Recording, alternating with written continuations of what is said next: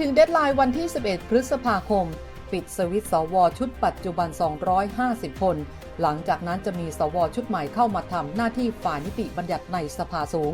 ซึ่งสวชุดใหม่จะมีที่มาที่ไปแตกต่างกันออกไปจากสวชุดเดิม นั่นคือมาจากการเลือกกันเองในบรรดาผู้สมัคร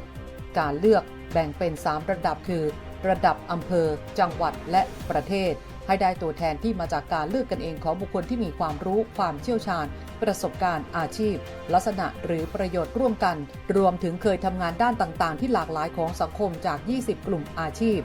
สำหรับเจ้าภาพในการดำเนินการให้ได้มาสวชุดใหม่ 200 คนก็คือกกต.คาดว่าจะเปิดรับสมัครได้ภายในวันที่ 13 พฤษภาคมนี้แต่เส้นทางสู่การเลือกสวชุดใหม่ไม่ราบรื่นอย่างที่คิดเนื่องจากกฎเหล็กของกกต.ที่ต้องการคัดกรองสวพ่นพิษสร้างความไม่พอใจในวงกว้างเพราะมองว่ากฎเหล็กกกต.วางกรอบการแนะนำตัวเข้มงวดเป็นการปิดปากผู้สมัครปิดปากสื่อและปิดหูปิดตาประชาชนเป็นเหตุให้บรรดากลุ่มที่คัดค้านอาทิกลุ่มว่าที่ผู้สมัครสวนำโดยพนัส ทัศนียานนท์อดีตคณบดีคณะนิติศาสตร์มหาวิทยาลัยธรรมศาสตร์ยื่นเรื่องให้เพิกถอนกฎเหล็กกกต.โดยไปยื่นเรื่องให้ศาลปกครองกลางเบรกกฎเหล็กดังกล่าวศาลจึงนัดไต่สวนวันที่ 16 พฤษภาคมนี้ต้องรอลุ้นคำตัดสินว่าหากศาลมีคำสั่งไปในทิศทางใดจะทำให้กกต.ต้องคลอดระเบียบใหม่ที่ผ่อนคลายให้กับผู้สมัครสว.สามารถหาเสียงหรือแนะนำตัวเองให้ได้มากกว่าที่เป็นอยู่จะทำให้การกำหนดเลือกสว.ต้องเลื่อนออกไปหรือไม่นอกจากนี้ยังมีกลุ่ม V-Watch ที่เคลื่อนไหวการเลือกสว.และแสดงจุดยืนไม่เห็นด้วยกับการประกาศกกต.ว่าด้วยการแนะนำตัวผู้สมัครสว.และออกจดหมายเปิดผนึกล่ารายชื่อประชาชนให้กกต.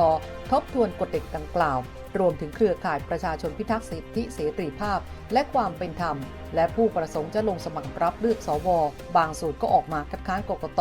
และเรียกร้องให้ระงับการบังคับใช้ระเบียบการแนะนำตัวสว.เป็นการชั่วคราวจนกว่าจะมีการแก้ไขเพื่อรองรับหลักการเลือกตั้งที่เสรีเป็นธรรมและมีส่วนร่วมของประชาชน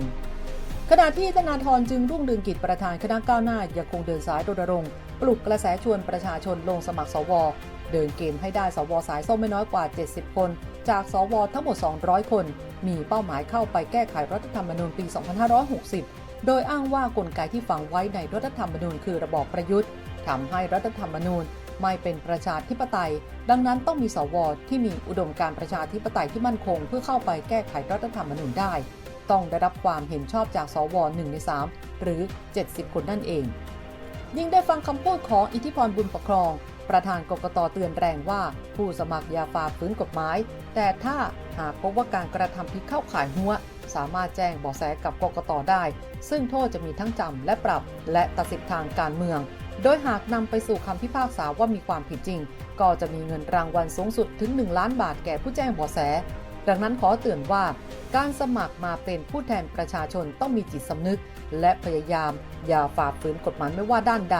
ควรเป็นผู้สมัครที่ดีไม่ฝ่าฝืนกฎหมายซึ่งกกต.จะพยายามตรวจสอบการหัวให้ดีที่สุดแต่นักร้องที่น่าจับตาที่สุดเห็นจะเป็นธีรยุทธ สุวรรณเกษรทนายความอิสระได้เข้ายื่นเรื่องร้องเรียนต่อผู้ตรวจการแผ่นดินเพื่อขอให้พิจารณาเสนอเรื่องศาลรัฐธรรมนูญพิจารณาวินิจฉัยกรณีพรบประกอบรัฐธรรมนูญว่าด้วยการได้มาซึ่งสมาชิกวุฒิสภาพศ 2561 มาตรา 4041 และมาตรา 42 ขัดหรือแย้งต่อรัฐธรรมนูญมาตรา 107 ที่บัญญัติว่ามาตรการอื่นใดที่จำเป็นเพื่อให้การเลือกกันเองเป็นไปโดยสุจริตและเที่ยงธรรมหรือไม่ทั้งนี้นายธีรยุทธมือปราบคดีล้มล้างการปกครองเดชปีก้าวไกลร่างทรงคณะก้าวหน้ากล่าวถึงเหตุผลที่ยื่นคำร้องเพื่อหวังเป็นกระบวนการป้องกันความเสียหายต่อประเทศโดยเฉพาะงบประมาณที่ต้องสูญเสียไปเป็นจำนวนมากเพราะเมื่อมีข้อบกพร่องหรืออาจเข้าข่ายหรือขัดแย้งกับรัฐธรรมนูญ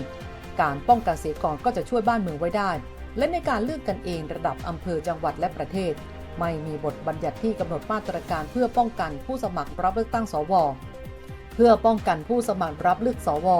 มีการสมยอมกันในการเลือกกันเองต้องสันนิษฐานว่า